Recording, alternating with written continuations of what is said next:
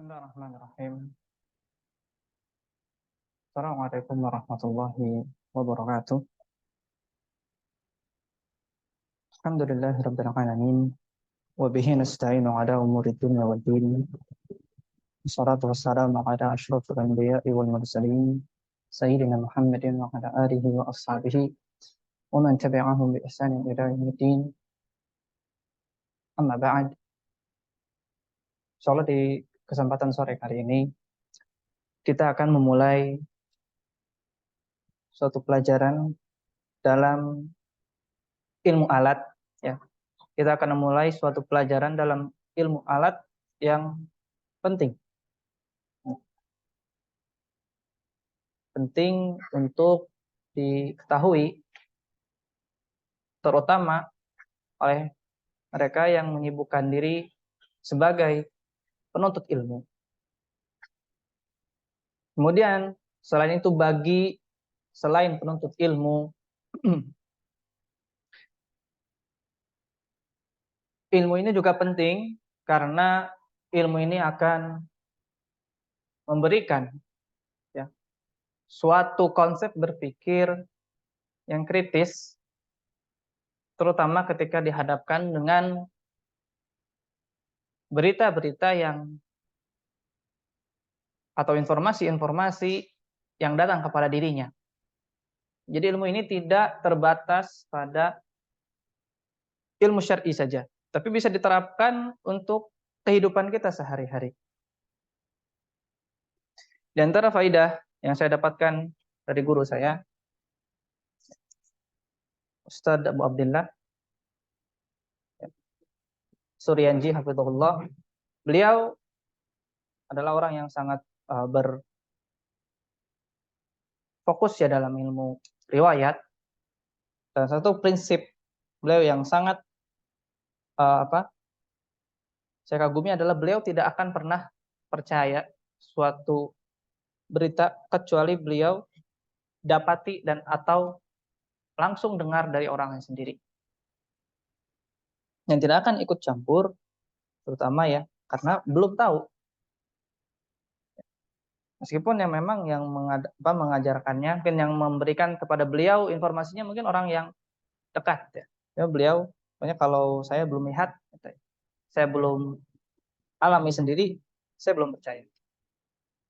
Sehingga itu hal tersebut menjauhkan ya. Memiliki konsep yang seperti ini, kita akan dijauhkan dari ikut campur dalam urusan yang kita belum tahu, belum jelas. Sehingga kita tidak terburu-buru dalam masuk dalam suatu perkara yang kita belum pahami. Yang ini menjadi penyakit sebenarnya. Ya, masuk dalam urusan yang kita belum pahami, yang kita belum tahu, baik itu orang biasa maupun penuntut ilmu. Baik dalam urusan dunia maupun urusan ilmu syar'i, atau urusan keagamaan. Banyak orang yang terjun ke dalam permasalahan yang mungkin sedang viral, mungkin sedang hot-hotnya, gitu. Tapi dia sendiri nggak tahu permasalahan sebenarnya. Hanya qila wa qala, hanya katanya dan katanya dari temannya. Nah sebenarnya harusnya bagi seseorang yang sudah mempelajari ilmu hadis, ya, ilmu riwayat, maka dia justru akan lebih hati-hati untuk masuk ke dalam suatu permasalahan yang dia belum tahu. Sehingga dia harus ditasabut dulu. Pastikan dulu bahwa apa yang dia peroleh informasi itu sudah jelas, sudah pasti. Sehingga dia pun bisa masuk dalam permasalahan tersebut dengan yakin. Ya, dengan yakin. Insya Allah dalam ilmu hadis ini kita akan pelajari ya, bagaimana juhud ya, dan bagaimana usaha keras para ulama hatta hanya untuk mensahihkan satu hadis. Ya. Untuk mensahihkan satu hadis itu panjang sekali prosesnya. Apalagi zaman dahulu.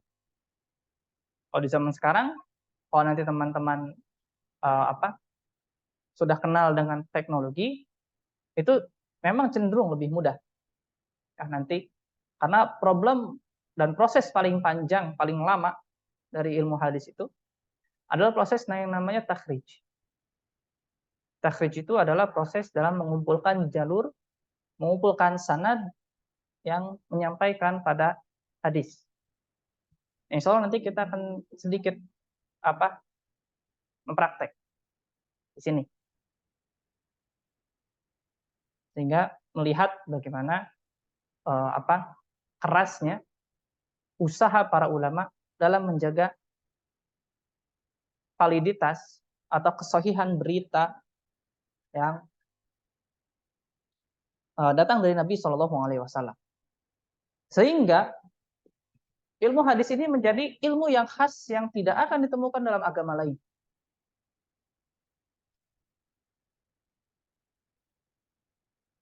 Agama-agama lain, agama-agama samawi, agama-agama lain langit ya, yang lain yang memiliki kitab suci.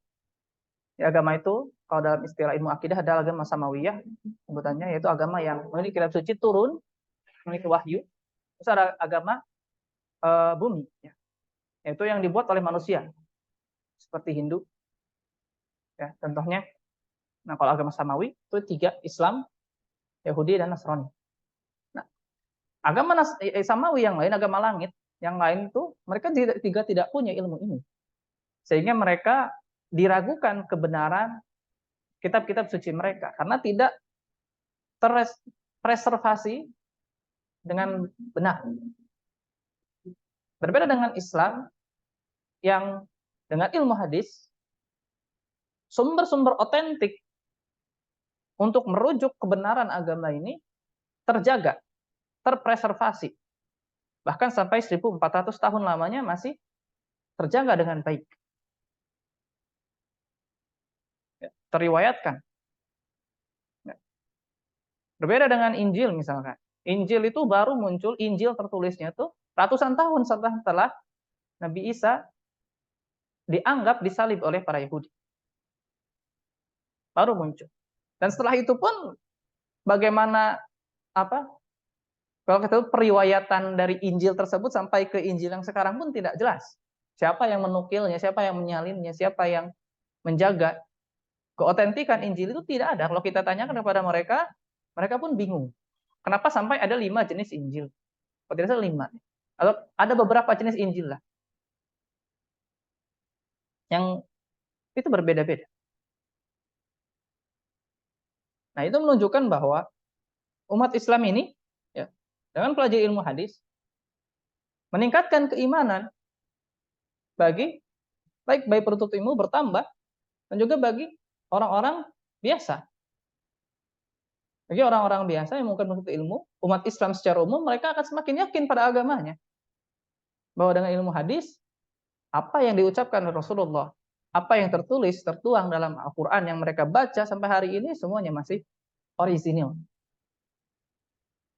Tanpa ada pertambahan, tanpa ada pengurangan. Ya.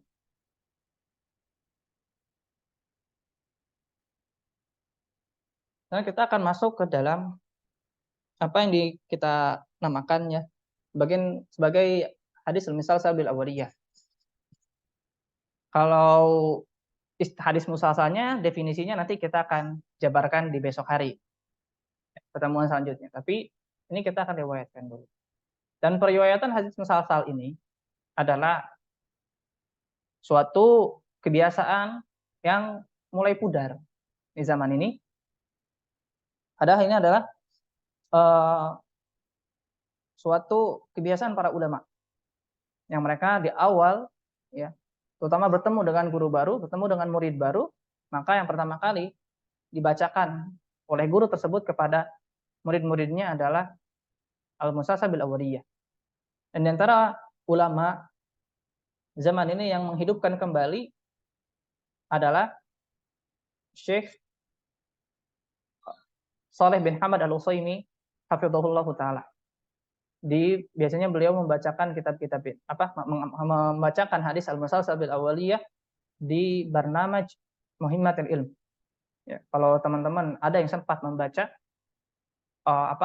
mungkin tafriknya di tafrik syuruhatnya, maka teman-teman akan dapatkan kalau tidak di setiap awal kitabnya itu beliau di muqaddimahnya membacakan ini.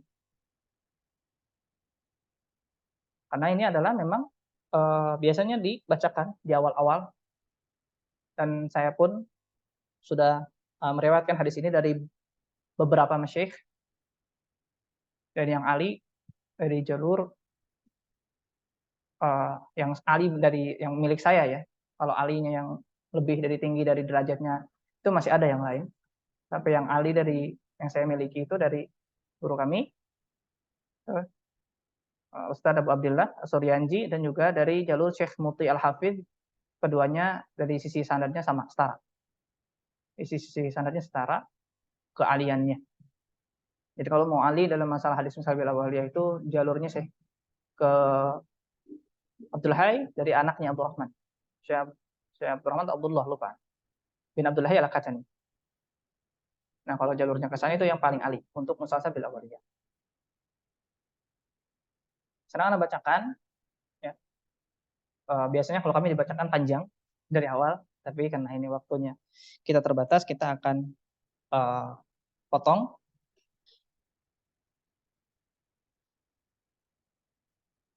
Langsung kepada fahaddatsani jama'atun min asy-syuyukh, termasuk kepada kami beberapa dari syekh kami, huwa awwalu hadisin sami'tuhu minhum.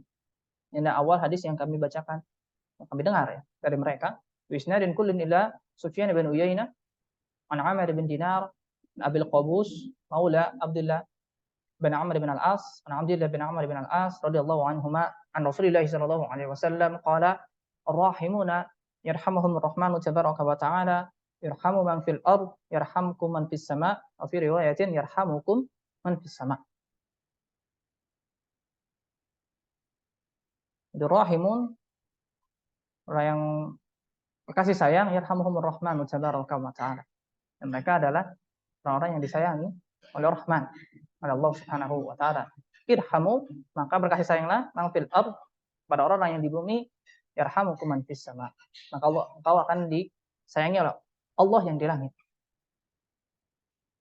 Dan di antara bentuk kasih sayang seorang guru kepada murid ya, itu adalah mereka guru-guru tersebut menjadi miftah, ya. Menjadi pembuka, kunci-kunci pembuka bagi muridnya. Ini adalah bobat yang antum harus cari ketika mencari seorang guru untuk benar-benar antum tempel atau bermulazamah kepada dia. Itu adalah dia memberikan kepada antum ilmu-ilmu yang penting,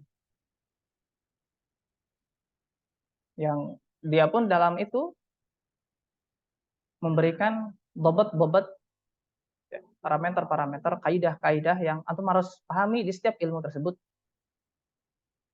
dan juga tidak berpanjang lebar kecuali kepada hal yang penting. Karena banyak dari para penceramah itu terlalu panjang dalam menjelaskan suatu permasalahan, tetapi kering dari esensi ketika kita membahas ilmu tersebut. Sehingga masuk kajian sejam, 2 jam, pulang tidak bawa apa-apa. Ya. Nah, itu kita dapati, yang memang disayangkan, ya, kalau ada yang bisa mengajarkan antum banyak ilmu-ilmu syar'i dalam waktu yang relatif lebih singkat, ya, karena fokus kepada apa yang diajarkan, maka antum tempellah guru tersebut.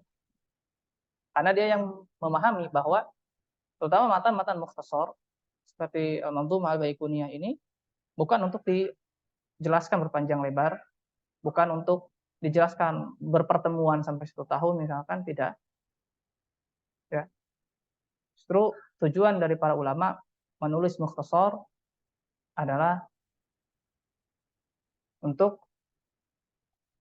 mempercepat agar sampai kepada mutawwalat.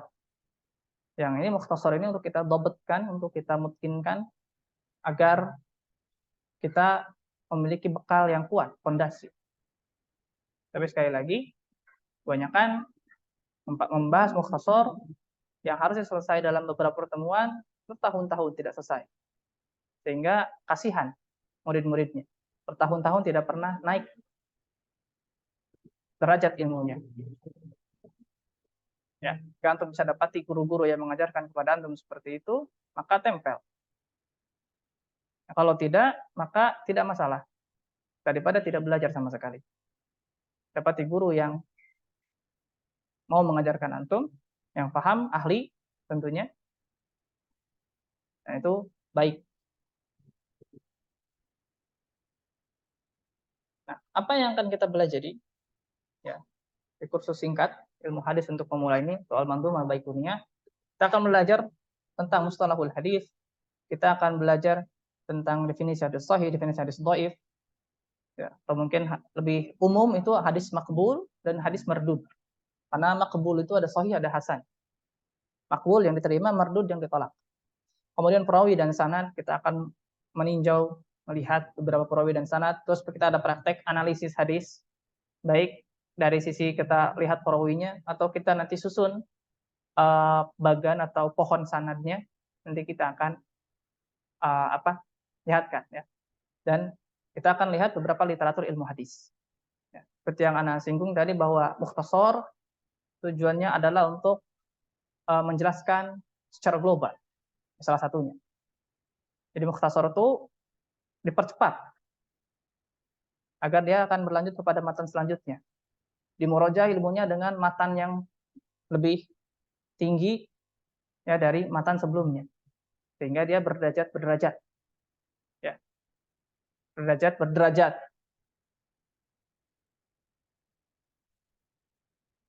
Nah, sehingga ketika dia sudah megang mukhtasar, dia sudah tahu gambaran umum. Ya. Dan salah satu paling penting ya ketika mengajarkan mukhtasar, ya, dan yang antum harus dapatkan ketika mempelajari sebuah mukhtasar dari ilmu apapun adalah mengetahui secara global ilmu tersebut. Apa awalnya, apa ujungnya. Sehingga antum bisa tahu ketika antum melanjutkan di level-level selanjutnya, sudah terbayang apa yang harus dilakukan, sudah terbayang apa yang harus dipelajari. Itulah fungsi mukhtasar. Ketika seorang guru dan antum dapati mengajarkan seperti itu, maka dia adalah seorang yang paham. Dan mukhtasar itu bukan untuk dia ambil kemudian jelaskan secara melebar ke sana sini. Faidah-faidah yang mungkin bagus tapi bukan tempatnya, nah itu terkadang masih disampaikan. Tapi ketika belajar mukhtasar, fokusnya adalah kepada matan yang tertulis, kemudian fungsinya adalah untuk memberikan gambaran dari awal sampai ujung. Dan itulah yang akan kita pelajari di sini. Harapannya setelah antum selesai dalam 4 pertemuan ke depan, antum sudah ada gambaran bahwa oh, ternyata ilmu hadis itu secara umum seperti ini, apa yang harus dipelajari, apa yang dicari, dan apa yang harus dilakukan. Sehingga ketika antum ingin lanjut ke level selanjutnya lebih mudah. Nah, dan apa itu nazam? Ya, nazam itu istilah untuk bait syair dalam bahasa Arab yang konten syairnya biasanya berisi ilmu agama. Ini nazam. Jadi dia bentukan syair, puisi kalau bahasa Indonesia. Kemudian para ulama menulis nazam dengan tujuan memudahkan untuk dihafal, ya, bagi para penuntut ilmu. Karena nazam lebih enak, ada polanya, tidak ada nadanya, sehingga kita kalau lupa tinggal dihafalkan nazam. Jadi banyak nazam-nazam dalam berbagai cabang ilmu. Dan paling sering itu adalah ilmu tajwid, ya, ilmu Al-Qur'an. Contohnya Tuhfatul Atfal, Jazariyah, Nuniyah Sakhawi. Alhamdulillah kami juga sudah punya sanad-sanad untuk kitab-kitab untuk nazam-nazam tersebut. Dan Al-Mandhumah Al-Baiquniyah, ya, jadi Al-Mandhumah atau nazam sama saja, mencakup berbagai pembahasan ilmu hadis yang penting untuk diketahui seorang pemula yang ingin belajar ilmu hadis dalam 34 bait syair saja. Ini enggak panjang-panjang. Nanti kalau antum pengen salah satu yang level tinggi itu ada namanya Alfiyatul Iraqi. 1000 bait syair karya Al-Hafidz Al-Iraqi yang disyarah oleh As-Sakhawi dalam kitab beliau Fathul Mughith. Nah, Fathul Mughis ini adalah salah satu kitab mustalah level tertinggi gitu, yang udah level jauh lah yang antum pelajari. Alfiyatul Iraqi. Yang nanti setelah itu, sebelum itu antum pelajari Ikhtisar Ulumul Hadis, sebelum itu antum pelajari Nukhbatul Fikar, sebelum itu bisa Manzumah Baiquniyah atau At-Tadhkirah Ibnu Mulaqqin. Lebih banyak yang memilih Al-Manzumah Baiquniyah karena simple. Cuma 34 bait syair saja. Yang memang fokusnya ke ilmu hadis. Sedangkan kalau Tadhkirah Ibnu Mulaqqin dia ada sedikit bahasan tentang ilmu riwayat dan beberapa ilmu-ilmu lain. Yang hampir pembahasannya mendekati jumlah bahasannya ya, bukan kedalamannya, jumlah bahasannya itu hampir-hampir mendekati Nukhbatul Fikar. Tapi kalau kedalamannya tentu Nukhbah.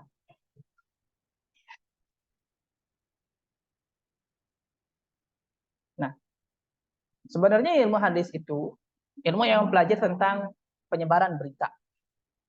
Jadi kalau kita sudah pahami konsep bagaimana sebuah berita tersebar, itu kita akan lebih mudah untuk paham ilmu hadis. Ternyata itu saja. Nggak sulit. Oleh karena itu kalau saya pribadi, ketika saya mengajarkan ke orang lain ilmu alat ya, ilmu alat kan banyak, ada usul fikih, kaidah fikih, nahwu, sarab lah, dan usul tafsir, saya nggak pernah mulai dengan bahasa Arab. Saya akan selalu mulai dengan mustalah. Karena mustalah itu mudah. Untuk level pemulanya mudah. Level pemulanya mudah, dan nanti biasanya saya akan baru ajarkan bahasa Arab itu belakangan-belakangan. Karena untuk belajar bahasa Arab itu butuh pendukung. Karena dia benar-benar pure bahasa. Pure bahasa. Jadi kalau nggak ada motivasi, tujuan buat apa sih saya belajar bahasa Arab, fungsinya apa? Biasanya banyak yang berguguran. Gila. Nah, kenapa diawali dengan misalnya mustalah hadis, kemudian ilmu alat yang lain, sehingga nanti akan muncul urgensi. Kalau dia tidak bisa bahasa Arab, dia nggak akan bisa gunakan ilmu-ilmu alat ini. Sayang. Sehingga nanti ujung-ujungnya dia akan punya motivasi untuk belajar bahasa Arab. Terutama mungkin beberapa yang dia belum muncul dalam dirinya motivasi. Kenapa sih saya harus belajar bahasa Arab dan ilmu-ilmu alat lain? Nah, secara umum kalau kita mendengar suatu berita, gitu ya, misalnya si A cerita ke B, si B cerita ke C cerita ke D, kemudian D cerita ke E. Maka si E yang di ujung, ketika mendengarkan bahwa si D sebelumnya dapat dari C dapat dari B dapat dari A, nah dia akan berpikir tentunya, nah, apakah di antara A, B, C, D ini ada yang kemungkinan berbohong, lupa, atau salah nukil?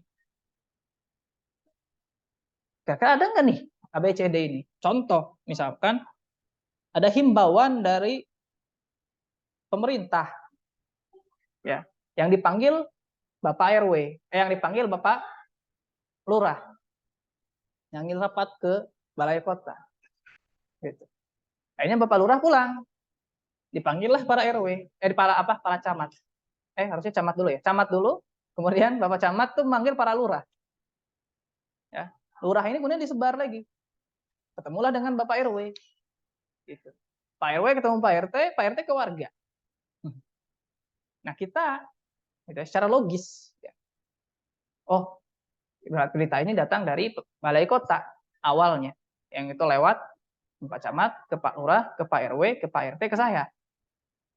Yang himbauan bahwa misalkan akan ada lomba 17 Agustus. Misalkan di sini. Nah, karena kita yakin bahwa orang-orang yang tadi disebutkan itu semuanya tidak mungkin berbohong, maka kita pun akan secara otomatis percaya. Apalagi kalau kita dengarnya langsung dari Pak RT. Berbeda kalau misalnya ketika si E ini, si warga terakhir ini, dia cerita kepada warga lain. Tadi saya dapat himbauan dari Pak RT. nanti ada lomba 17 Agustus. Nah, warga yang lain yang mendengar dari warga lagi, tentunya yang pertama kali dia akan dapatkan kalau warga tersebut itu bukan warga yang baik, dia akan skeptis. Apa benar ada lomba? Biasanya nggak ada. Apalagi kalau misalkan mohon maaf bukan merendahkan, dia dengarnya dari preman. Dia dengar dari preman setempat misalkan. Ketika dia ketemu, terus premannya bilang, "Woi, nanti lomba. Saya tadi ketemu Pak RT." Kita secara warga yang di situ kan, ini preman ngomong benar nggak sih? Meskipun dia bilangnya dari Pak RT. Maka kita pun akan muncul gitu. Dalam pikiran kita, skeptisme dulu. Tapi kalau yang bawakan, Bapak preman. Itu kan bukan warga yang terkenal benar. Gitu. Sebenarnya sesederhana itu. Sehingga kan dalil yang dibawakan dalam Al-Quran itu, idza ja'akum fasiqun binaba'in fatabayyan. Kalau datang seorang fasik yang mau berita kepada kamu, tabayyun saja. Dan bayangkan hanya dengan modal satu ayat ini, itu menjadi ilmu hadis yang luar biasa jelimetnya. Kalau di level yang tinggi ya. Kalau level bawah masih gampang-gampang. Nanti jelimetnya katanya udah ketemu ilal. Dan udah ketemu ikhtilaf apa? Ada ketemu apa? Ada ketemu ikhtilaf rawi dan lain-lain. Kemudian pasti kita juga akan tanya, nih bener nggak sih ada lomba 17 Agustus? Lombanya kah? Atau misalkan ada ikut perayaannya kah? Ada karnavalnya atau lomba doang? Masa kalau lomba doang? Biasanya kan ada karnaval juga. Biasanya kan ada apa manggung-manggung lah misalkan. Apakah benar cuma lomba doang? Kita kan pasti berpikir ini apalagi di zaman sekarang ini ditambah-tambahnya nih. Ada yang kurang, ada yang nambah. Atau orisinil segitu-gitunya nggak ditambah nggak dikurang. Jadi kita secara logika akan muncul.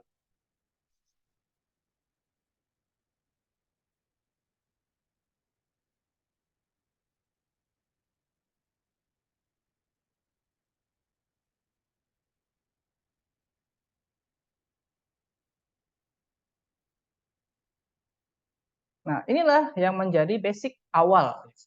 Basic awal ketika ada perawi melewatkan pada perawi selanjutnya, melewatkan pada perawi selanjutnya, hingga pada ahli hadis, maka ahli hadis juga akan berpikir yang sama. Mungkin nggak ada yang berbohong, mungkin nggak ada yang lupa, apa wadah salah nukil, apakah orisinil hadis, atau mungkin ada tambahan, atau ada kurang-kurang. Ini yang ada yang di kepala para ahli hadis ketika mendengar suatu hadis, ketika meriwayatkan hadis tersebut. Tidak mungkin dia langsung terima mentah-mentah.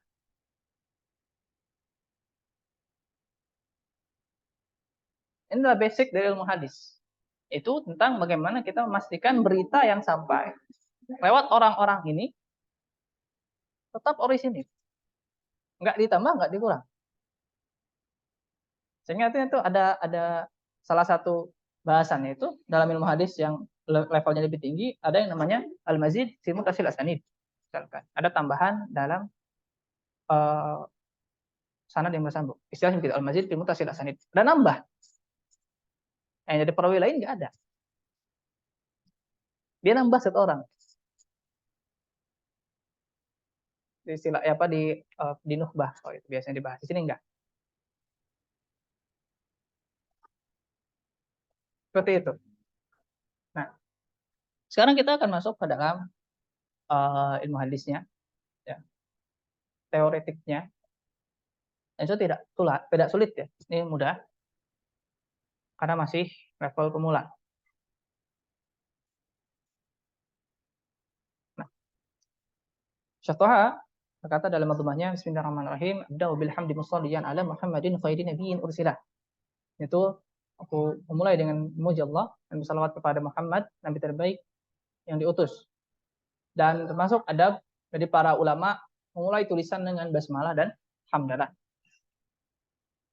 Dan dalil yang terpilih untuk amalan ini yang pertama adalah mengikuti Al-Qur'an, yang dimulai dengan basmalah dan hamdalah.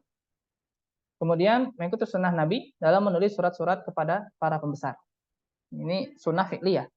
Nabi ketika memulai surat-suratnya itu dimulai dengan hamdalah dan bismillah. Bismillah. Kemudian beliau juga kalau ada masalah yang penting, maka beliau akan mulai dengan khutbatul hajah. Alhamdulillah nahmaduhu sampai selesai. Ya. Kemudian yang dari lain itu adalah tentu yang sering digunakan oleh ulama itu adalah kullu amrin dzi balin la yubda'u bil bismillah wa bil hamd fa huwa aqta au ajzam. Setiap yang dimulai ya, setiap yang dimulai tidak dengan bismillah maka dia terputus rahmat. Dan ukhturifa dan para ulama berbeda pendapat tentang benar validitas dari hadis ini, dan ulama mutaqaddimin dominan menghasankan hadis tersebut ya. Dan kalau antum mungkin mendengar di ceramah yang lain banyak yang kontemporer baru mendhaifkannya.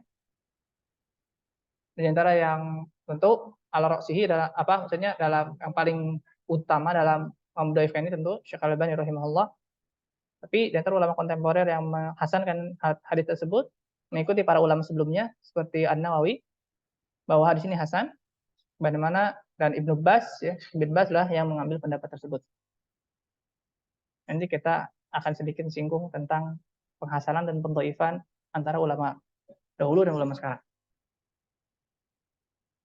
Dan di antara tentu faidah utama ya dalam memulai dengan bismillah itu tabarruk, berkah dari nama Allah agar urusan yang kita mulai itu mendapatkan keberkahan, kebaikan dari Allah Subhanahu wa taala. Ya. Dan makna basmalah itu adalah aku memulai dengan segala nama Allah, abda'u bikul bismillah. Ya.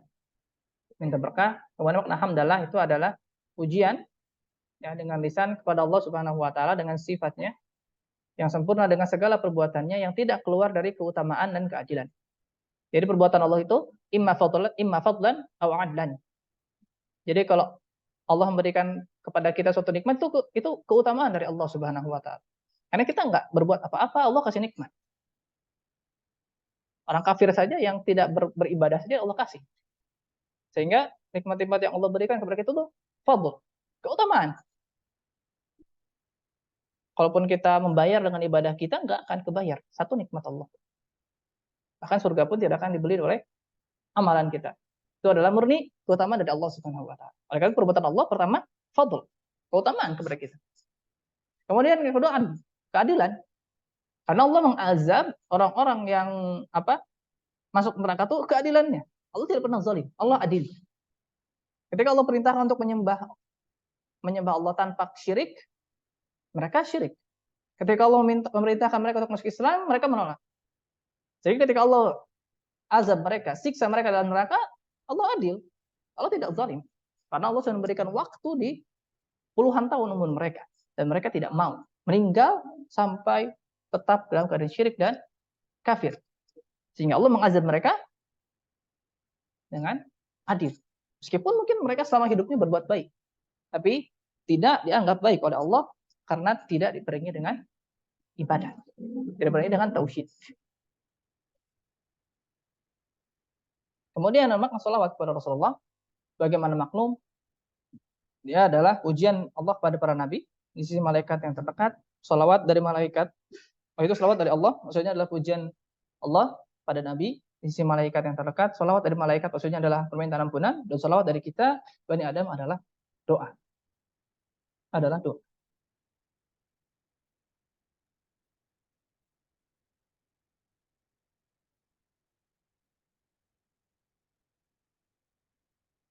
Wahdi minal aqsami hadisin iddah wa kullu wahidin ata wa haddah. Nah, ini adalah pembagian hadis yang banyak. Ya, hadis itu banyak. Ya, pembagian hadis itu ilmunya banyak sekali. Namanya ilmu mustalah, ilmu istilah. Jadi ini adalah istilah-istilah yang dipakai dalam ilmu hadis. Wa kullu wahidin ata wa haddah. Dan setiap itu ada dengan ciri khasnya atau dengan definisinya masing-masing. Dengan pembagiannya masing-masing. Dan hadis secara bahasa ya itu adalah al-jadid, ya. Ini adalah jadid, baru. Tapi yang kita inginkan itu adalah makna kedua, yaitu ucapan. Allah Subhanahu wa taala berfirman, "Wa man ahsanu minallahi haditsan." Ya, jadi siapa yang lebih baik dari Allah? Haditsa, perkataannya.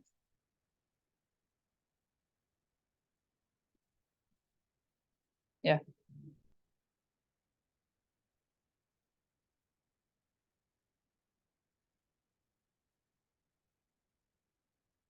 Kemudian secara istilah ilmu hadis itu adalah setiap ya yang datang dari Nabi SAW baik berupa perkataan, perbuatan, persetujuan maupun sifat.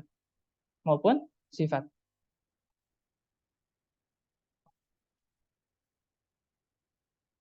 Ini adalah hadis ya. Hadis adalah setiap yang datang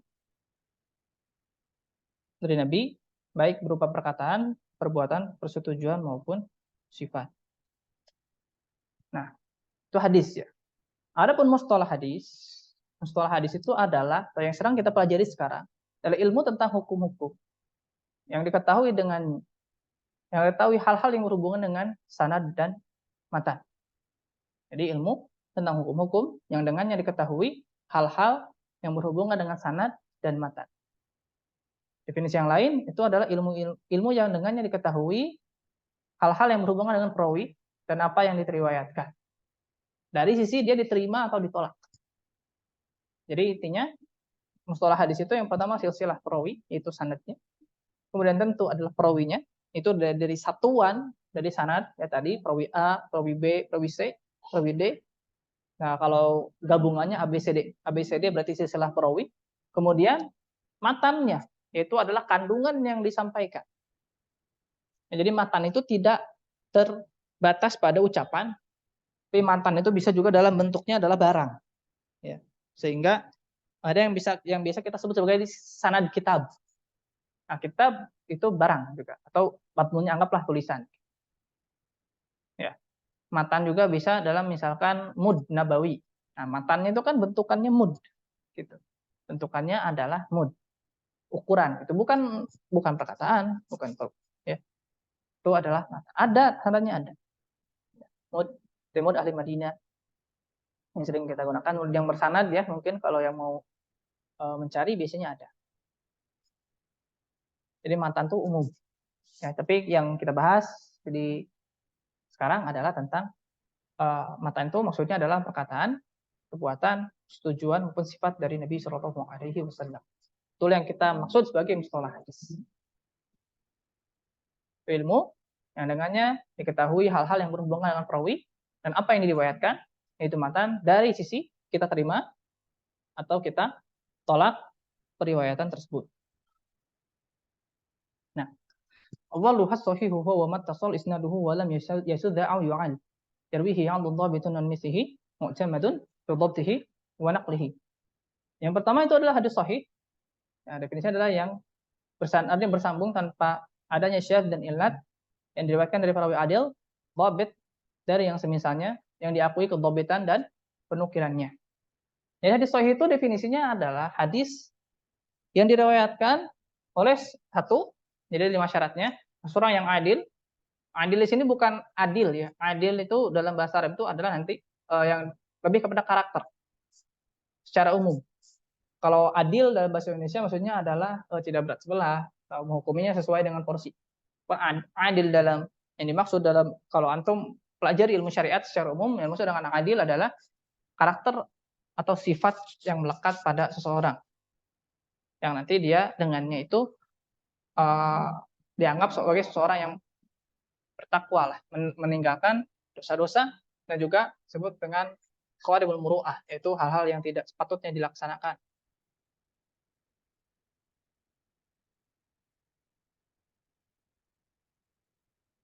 Kemudian sempurna dhabitnya, jadi dhabitun, sempurna dhabitnya. Nanti kita akan tahu apa itu dhabt. Kemudian bersambung sanadnya, jadi nggak boleh terputus, tanpa ilat atau illah dan syadz. Ini 5 syarat. Lalu juga definisi lain itu adalah hadis yang diriwayatkan oleh seorang yang rawi yang adil, yang dhabt dari perawi semisalnya yang adil dan dhabt juga hingga akhir sanad tanpa illah dan syadz. Nah, sehingga syarat hadis sahih itu ada 5. Syarat hadis sahih itu ada 5. Yang pertama itu adil, perawinya harus adil. Yang kedua itu dhabt. Yang ketiga itu adalah ittisal, bersambung sanadnya. Yang keempat itu tanpa illah. Dan yang kelima itu adalah tidak syadz. Nanti kita lihat masing-masing definisi ini.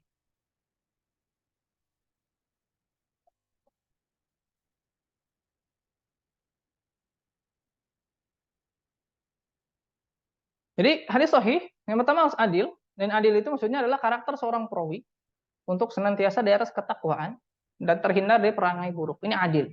Ini juga yang dimaksudkan dalam, kalau antum nanti dalam bab syahadat, kalau dalam ilmu fikih itu ada dalam bab saksi, maka saksinya harus adil. Adilnya itu maksudnya bukan lawan dari zalim, enggak. Adil di situ maksudnya adalah dia si saksinya harus takwa dan juga terhindar dari perangai yang buruk.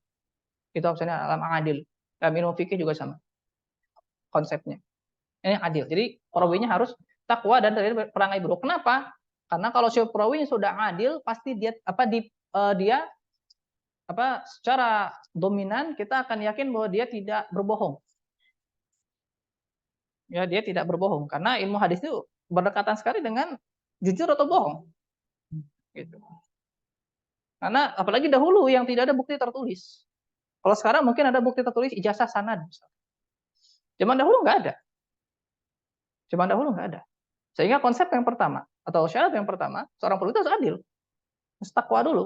Karena kalau takwa, dia secara zahir kita bisa dengan dugaan kuat kita menghukumi dia tidak berbohong. Tidak berbohong. Itu yang pertama, adil. Karena erat sekali dengan itu. Ya, erat sekali. Terutama dalam ilmu-ilmu periwayatan. Antum punya sanad ini? Oh iya, saya punya. Misalnya. Kita lihat dia hobinya suka nipu gitu. Ya kita bingung kan, misalkan dalam masalah muamalah lah, sering tidak jujur gitu. Ya gimana kita percaya dia punya sanad? Karena dia sehari-hari aja tidak jujur kehidupannya, sehingga udah ditolak. Oleh karena itu kalau kita zaman kita sekarang itu jadi perawi, ditolak semua, nggak masuk syarat. Hal kecil sampai hal besar aja berbohong. Hanya yang minum hadis, dari perawi-perawi hadis itu adalah orang-orang pilihan.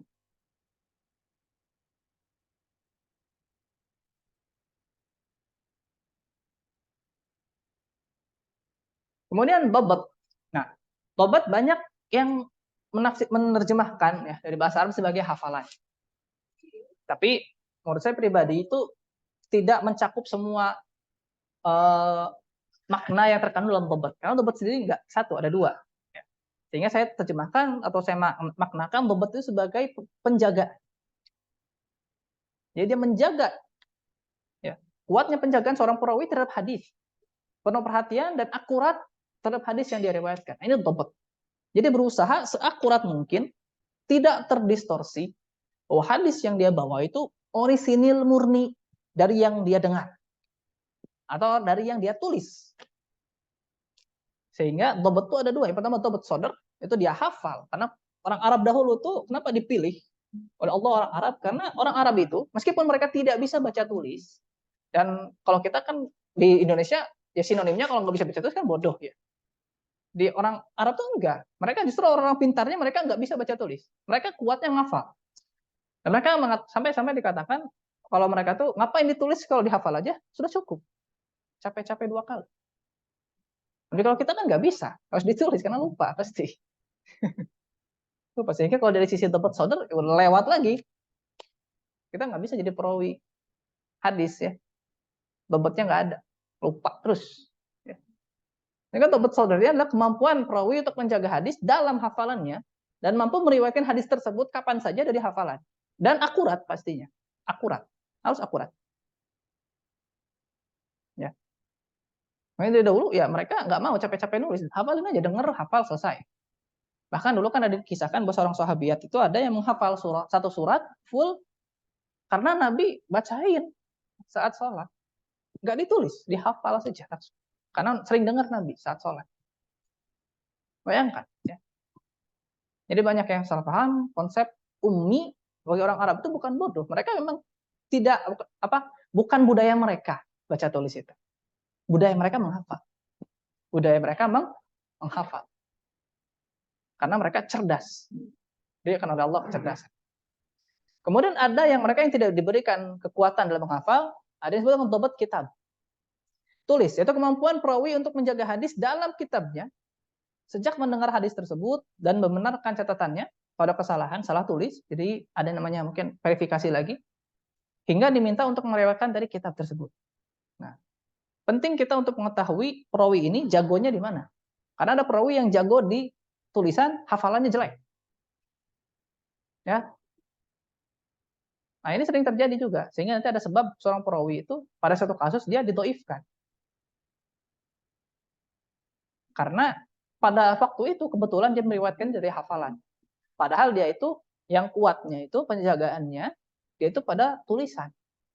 Dia nggak bobot hafalannya, pelupa. Tapi kalau tulisannya, masya Allah, kuat. Gitu. Jadi kalau dia meriwayatkan sambil baca, maka itu yang riwayatnya diterima. Gitu. Dia bacakan, biar tidak salah apa yang diucapkan. Itu adalah dhabt. Ya, penjagaan terhadap hadis riwayat. Dijaga, nggak boleh lebih, nggak boleh kurang. Orisinil, tetap. Terverifikasi beritanya. Bukan terverifikasi, terjaga. Kemudian namanya ittisal, sambung. Nah, ini syarat penting juga, yaitu mendengarnya setiap perawi atau mungkin ya mendengar baik itu dari tulisan atau dari hafalan dari seorang tiap perawi dari perawi yang berada di setelahnya. Jadi setiap silsilah sanad itu dalam setiap tingkatan sanad saling mendengar semuanya, saling bertemu. Jadi tidak boleh ada keterpotongan sanad dimanapun dari sanad tersebut sehingga dipastikan setiap perawi mendengar hadis dari perawi lainnya. Kalau ada terputus, kemungkinan ada perawi yang tersembunyi, bisa, gitu, sehingga nanti hadisnya pun terputus, gitu, sehingga dia langsung, misalkan yang paling sering itu jenis keterputusan sanad itu adalah hadis mursal. Hadis mursal itu seorang tabiin langsung mengatakan bahwa Nabi bersabda, padahal dia nggak mungkin mendengar Nabi bersabda, karena tabiin itu kan hidupnya setelah Rasulullah wafat, zamannya para sahabat saja, gitu, sahabat kemudian tabiin. Nah, mereka kan beririsan tuh, zaman sahabat dan zaman tabiin. Gak mungkin tabiin langsung mendengar dari Nabi. Sehingga pasti ada dia mendengar dari seseorang. Baik itu mungkin sahabat atau mungkin tabiin lain. Yang tabiin ini mungkin mendengar dari sahabat. Nah, karena mungkin ini, akhirnya para ulama hadis mentoifkan hadis yang terputus. Karena kita belum tahu dia itu mendengarnya dari siapa. Terputus nih sanad. Sehingga kita belum tahu nyambungnya di siapa. Nah, mungkin saja dia dhaif yang penyambungnya, sehingga kita tidak boleh menerima hadis ini. Jadi ketika para ulama hadis mendhaifkan suatu hadis itu bukan karena secara zatnya hadisnya tidak bisa terima, enggak. Mereka tawakuf. Mereka enggak mau untuk menerima hadis yang belum jelas. Tawakuf. Jadi ittisal itu penting, harus bertemu, harus mendengar. Kalau yang harus bertemu syaratnya Bukhari. Dia harus dipastikan mungkin bertemu dan mungkin mendengar. Itu syaratnya Muslim. Yang jelas harus bersambung. Harus bersambung. Nanti kita lihat salah satu syaratnya adalah mereka hidup satu zaman. Hidup satu zaman. Untuk ittisal ini.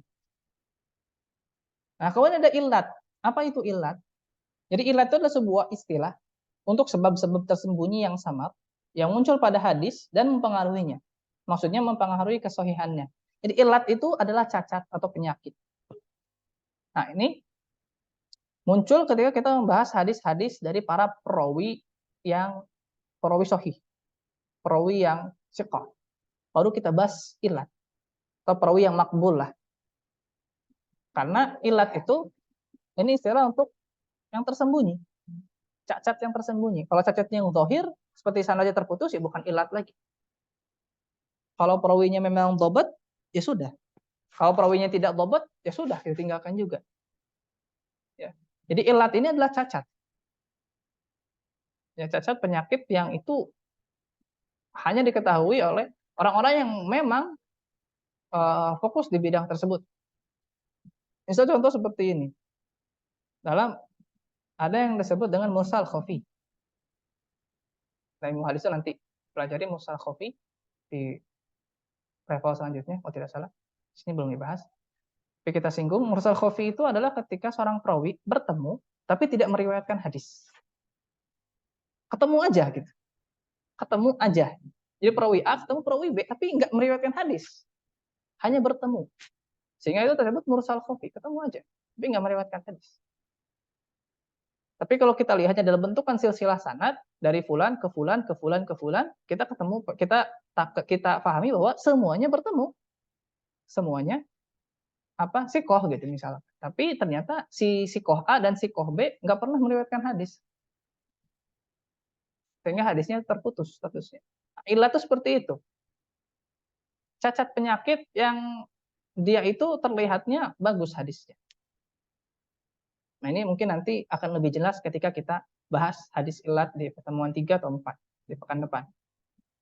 Jadi intinya ilat itu adalah penyakit yang itu muncul dari hadis yang sahih atau hasan.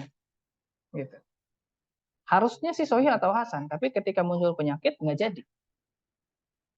Sama juga dengan syad. Syad itu adalah ilat ya juga gitu sebenarnya. Syad itu ilat juga. Jadi umum khusus. Ilat itu umum, syad itu khusus. Itu salah satu bagian dari ilat, salah satu bagian dari cacat. Tapi kalau syad masih lebih terlihat. Ya.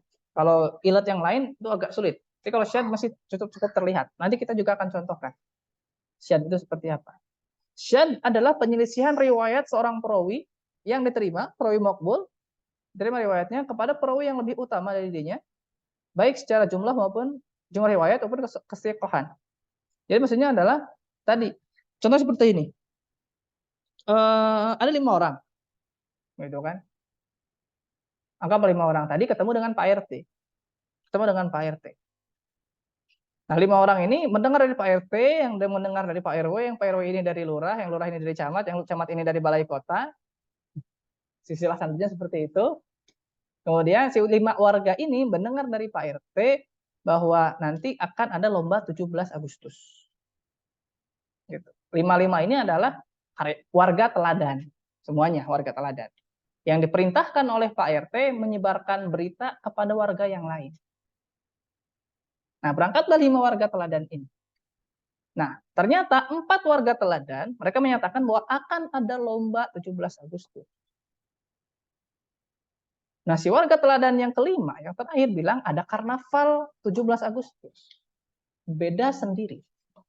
Nah, ini disebut dengan penyelisihan. Nah, ini 5-5-nya warga teladan. Itu ada warga teladan satu, dia beda sendiri.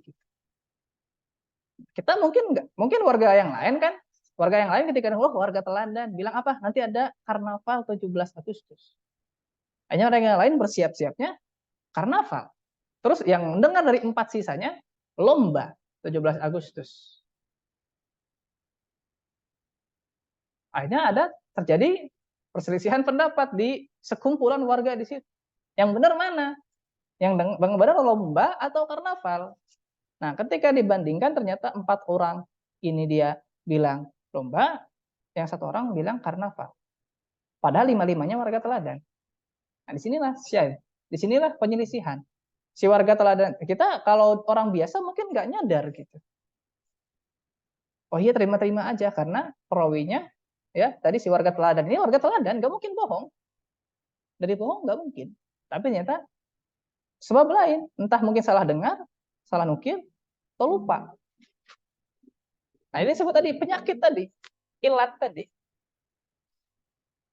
Yang ini kita nggak bisa akan tahu kecuali orang-orang yang memang diberikan kelebihan untuk memahami ilat-ilat ini,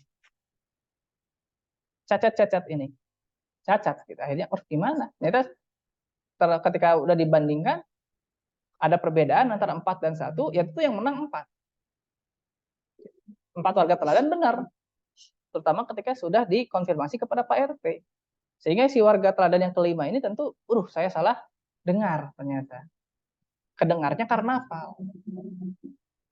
Terdengarnya karnaval. Gitu. Seperti itu. Kisah realnya itu dalam, itu saya lupa perawinya. Jadi Ada seorang perawi siqah, dia kisah lengkapnya lupa, tapi seperti ini kisahnya.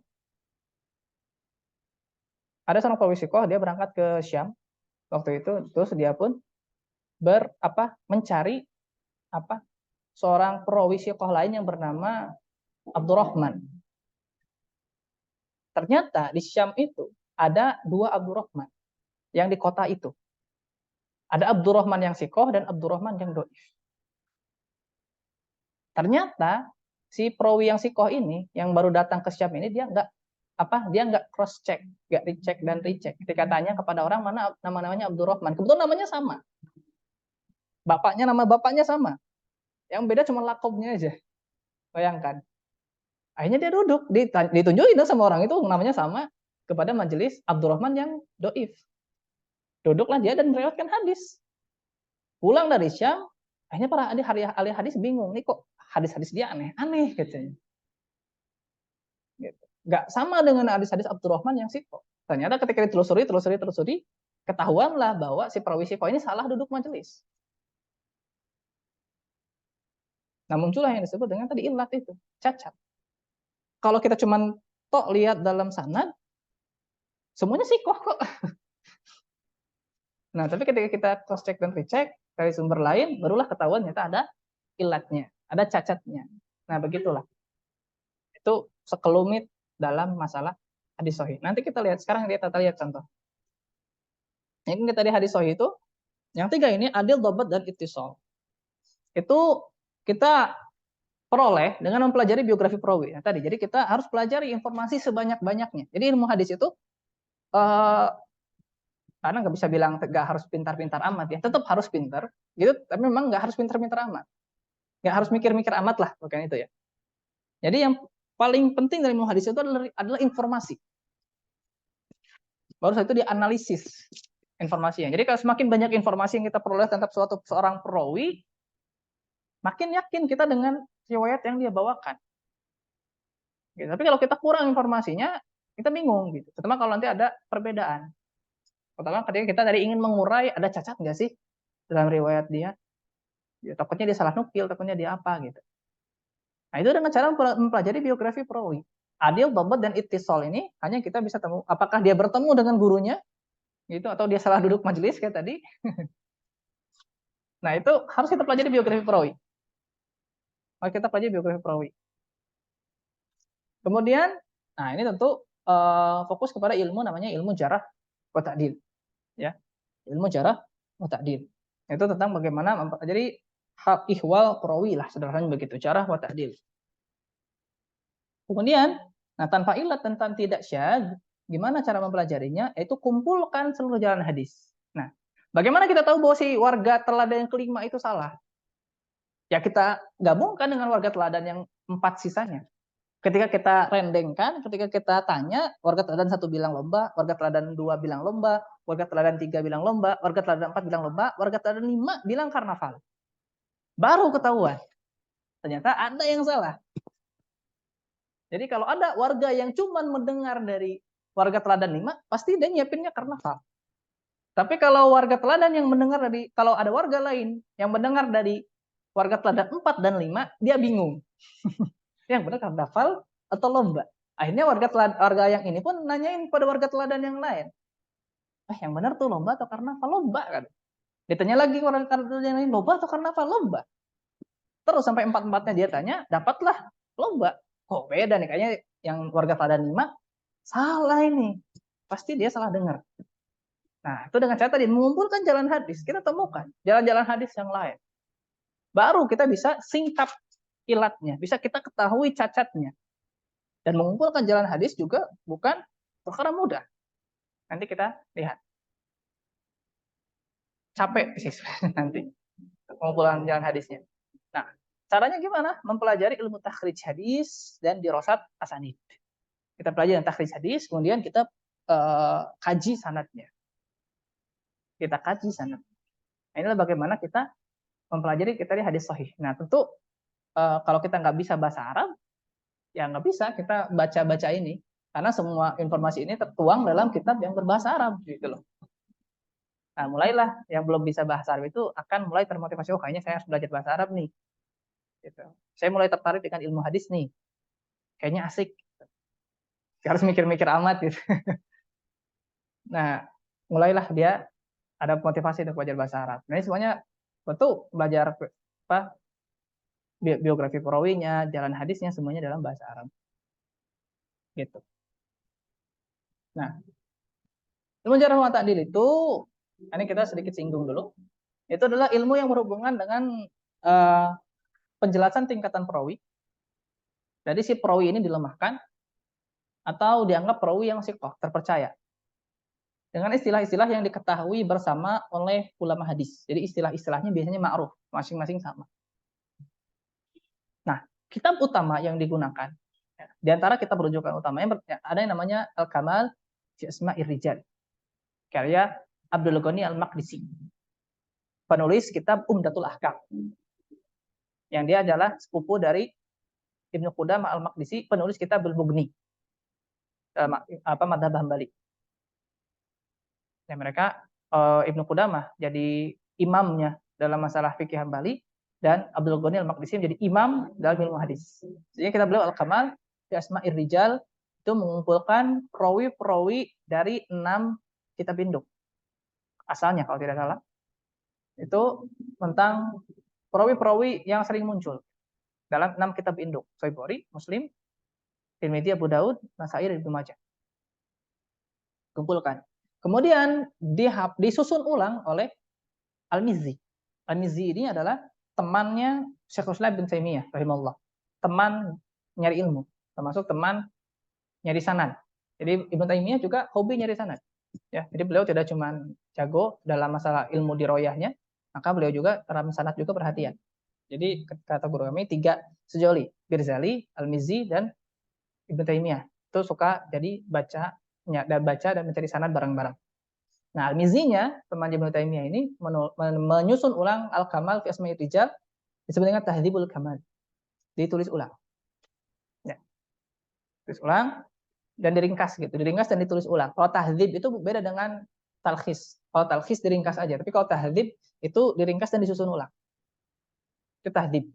Ini nggak akan sama dengan kitab asli. Ada tambahan atau ada pengurangan. Itu tahdzib.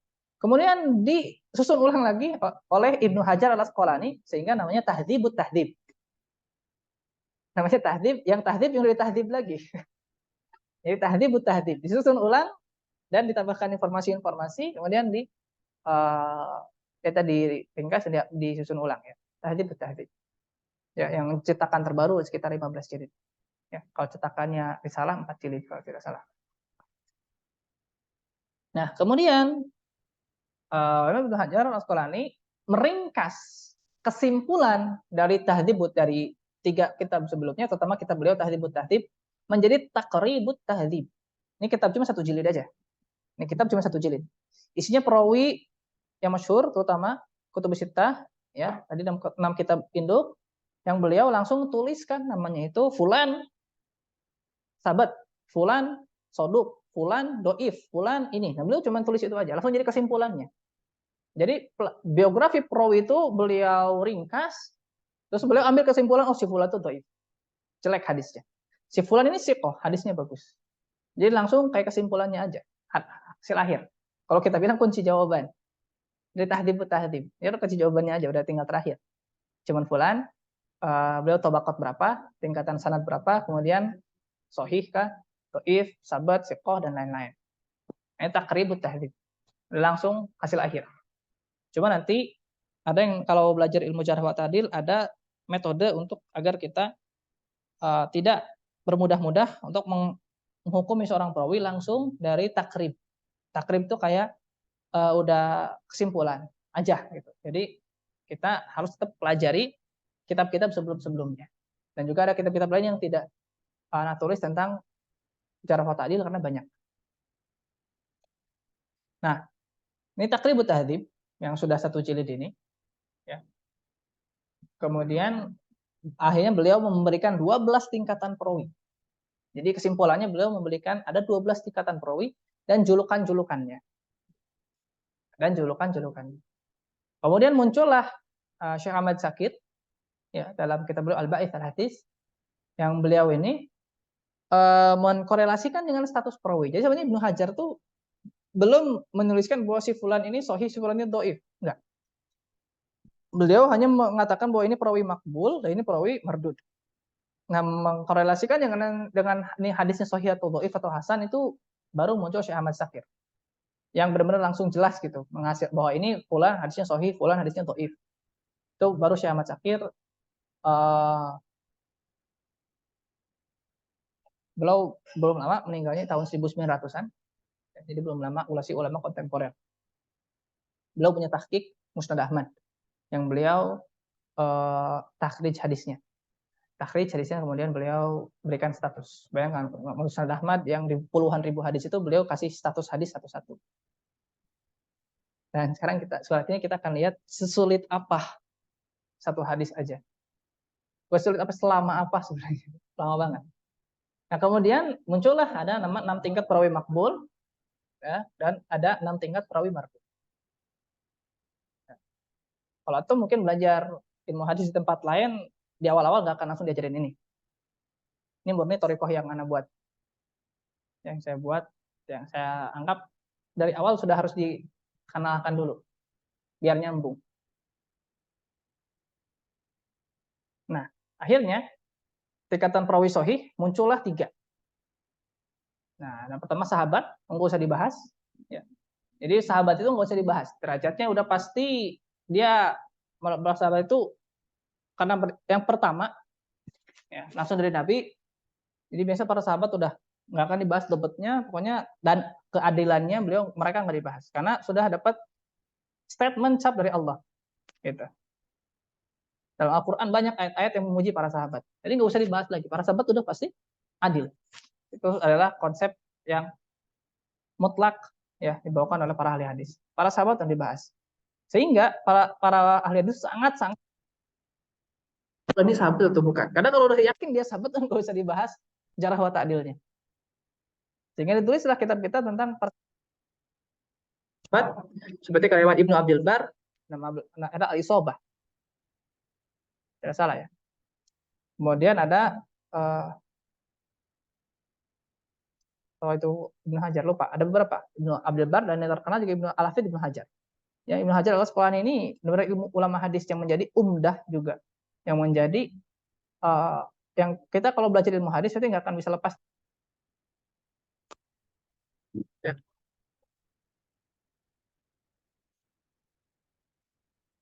Kemudian ada yang ditegaskan pujiannya ini level kedua. Yaitu seperti al-thiqan nas, siqatun siqah, siqatun hafiz. Jadi diulang. Biasanya sebutan pujiannya diulang. Siqatun siqah, siqatun hafiz, siqatun abid, dan lain-lain. Nah, derajatnya sudah pasti hadisnya sahih kalau di orang-orang ini. Hadisnya sahih. Kemudian ada yang level derajat lebih rendah, yang disifati dengan satu sifat, pujian. Kemudian siqah, mutkin, sabat, adil. Maka mereka pun juga hadisnya sahih. Jadi kalau antum temu di takrib cuman julukannya aja. Derajatnya tuh nggak dibahas. Coba fulan siqatun siqah, dah sedikit. Fulan au siqatun nas. Fulan siqatun hafiz. Terus fulan siqah, fulan mutkin, fulan sabat. Antum membaca di takrib cuman itu. Nah, menurut Syekh Ahmad Syakir, itu kalau yang level yang seperti itu, ketika beliau pelajari, biasanya hadisnya sahih. Biasanya hadisnya sahih. Kemudian yang siqah mutkin sabat juga hadisnya sahih. Seperti itu. Nah,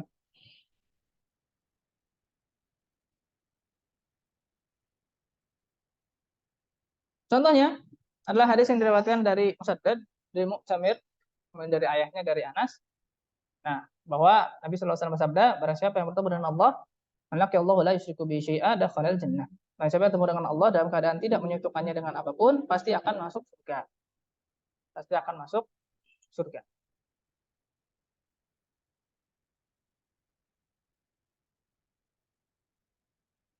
Itu. Ini hadisnya. Lihat, Anda kasih warna merah di situ. Ya, Musaddad, Mu'tamir, Abi, Anas. Dan bayangkan ini nggak jelas nih namanya, cuma satu kata. Musaddad tuh siapa? Mu'tamir tuh yang mana? Ayahku tuh yang mana? Ayahnya Mu'tamir atau ayahnya Musaddad? Anas, Anas itu cuma satu ya, Anas bin Malik udah. Gitu. Tapi terbayang nanti kalau antum melihat di sini kitab-kitab hadis cuma begini. Sadad, takmir, muktamir, abi, kadang an abihi, an jadihi, dari bapaknya, dari kakeknya. Namanya siapa kan nggak tahu. Bapaknya muktamir siapa coba? Temen yang tahu bapaknya muktamir? Nggak tahu. Musadad yang mana? Dan seringnya satu kata gitu. Namanya cuma satu suku kata aja. Nggak lengkap sampai bin-binnya nggak ada. Pada kitab-kitab hadis itu. Hanya bingung. Terbayang. Nah, sebelum itu kita lihat dulu susunannya. Nah, dalam hadis itu yang ini ya Musadad, Mu'tamir, Abi, Anas. Ini adalah namanya sanad. Ya, bagi yang belum tahu, ini namanya sanad. Ya, sanad itu ini. Kemudian, nah Anas ini yang merah-merah ini Anas, Abi, Mu'tamir atau ayahnya Mu'tamir ya. Kemudian Musaddad ini adalah namanya perawinya. Dan man laqiyallah la yusyriku bi syai'in adkhalal jannah ini adalah matannya. Matannya tuh ini. Jadi tadi yang kita bahas tentang perawi, sanad dan matan tuh ini. Ini gitu. Ya, biar paham. Gitu. Sekarang kita akan singgung analisisnya. Seperti apa? Nah, setelah kita pelajari yang anak dulu ingat anak waktu itu masih manual nyarinya pakai PDF waktu itu belum punya. Saya cuma pegang kitab takrib waktu itu, cuma pegang takrib aja satu jilid. Terus saya tulis cari mana yang namanya musaddad gitu. Saya baca, saya buka satu lembar, saya masih ingat. Itu saya nemu Musaddad bin Musarhad. Kalau yang dalam Bukhari itu yang namanya Musaddad, kalau Bukhari bilang Musaddad pasti bin Musarhad maksudnya. Kemudian Mu'tamir bin Sulaiman. Mu'tamir bin Sulaiman. Kemudian Sulaiman, nah dia kan Mu'tamir bin Sulaiman, berarti kan bapaknya Mu'tamir ini berarti kan Sulaiman namanya. Sehingga an Abi itu adalah Sulaiman. Bin mana? Bin Tarkhan. Baru Anas bin Malik. Nah, jadi yang pertama itu kalau ketika antum melihat hadis itu ya harus jelaskan dulu ini Musaddad yang mana, Mu'tamir yang mana. Karena ada nama-nama yang mirip, yang sama bahkan. Yang beda itu bin-binnya. Ini satu hadis ya.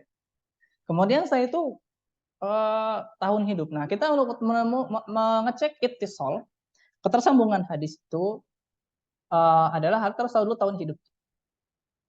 Nah, ini. Nah, lihat di sini. Bagaimana kita memastikan bahwa dia bertemu? Kalau mengikuti manhajnya Imam Muslim, maka yang penting dia satu zaman. Maksudnya satu zaman tuh hidupnya beririsan. Tahun hidupnya beririsan. Gitu. Lihat bahwa Mu'tamir bin Sulaiman hidup 1500 sampai 1500 lagi. 105 sampai 187. Nah, Musaddad bin Musarhad hidup 1501 sampai 228. Nah, antara 1500 dan 151 dan 187 itu beririsan. Sehingga ada kemungkinan Musaddad dan Mu'tamir bertemu. Karena mereka hidupnya beririsan. Nah, kalau hidupnya sudah tidak beririsan, ya gimana? Nanti kan nggak ada kemungkinan bertemu. Nggak ada kemungkinan bertemu. Jadi yang untuk mengetahui ittisal, yang pertama itu adalah lihat tahun hidupnya. Beririsan nggak? Kalau nggak beririsan, ya sudah. Pasti nggak akan ketemu. Dia hidupnya kapan, yang ini hidupnya kapan. Dia meninggal, maksudnya, Fulan baru meninggal, dia baru hidup. Tapi dibilang si Fulan meriwayatkan dari si Alan, misalkan Fulan, Alan, gitu.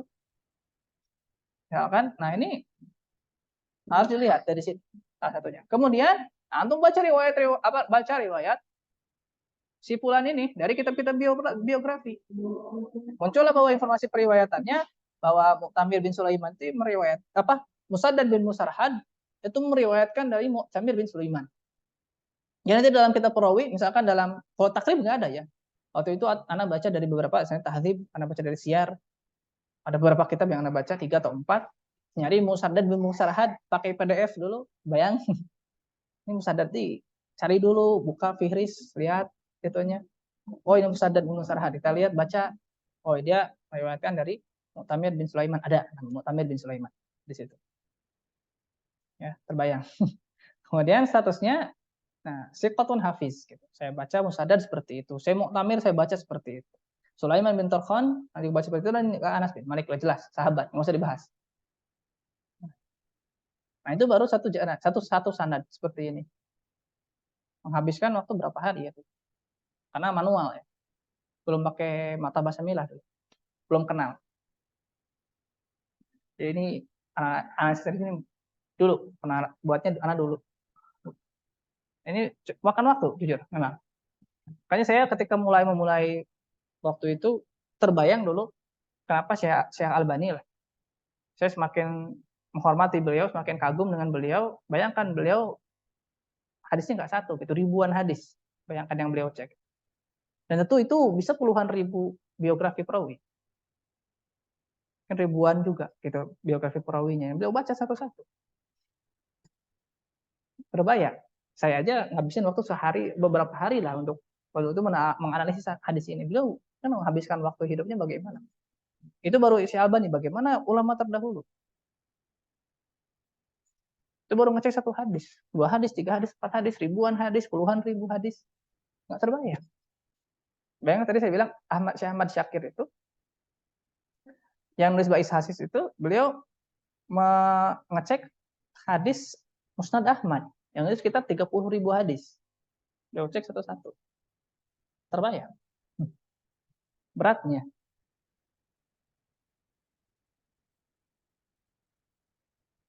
Nah, setelah tahu tadi riwayatnya, terus tingkatannya, itu kan baru saya itu hadis ini bersambung sanadnya, karena setiap perawi mendengar dari perawi setelahnya, semua perawinya siqah, tidak ada ilat maupun syad, hadis ini sahih. Ini saya nggak liatin bagaimana dari jalur-jalur lainnya. Ini dulu. Jadi tidak ada ilat dan syad, hadis ini sahih. Hadis ini sahih.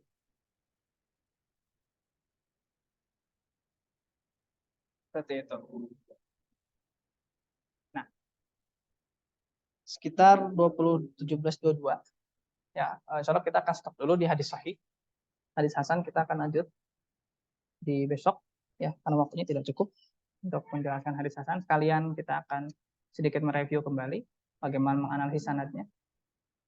Nah, langsung aja sekarang kita akan buka sesi tanya jawab. Silakan bagi antum yang ingin bertanya, saya persilahkan.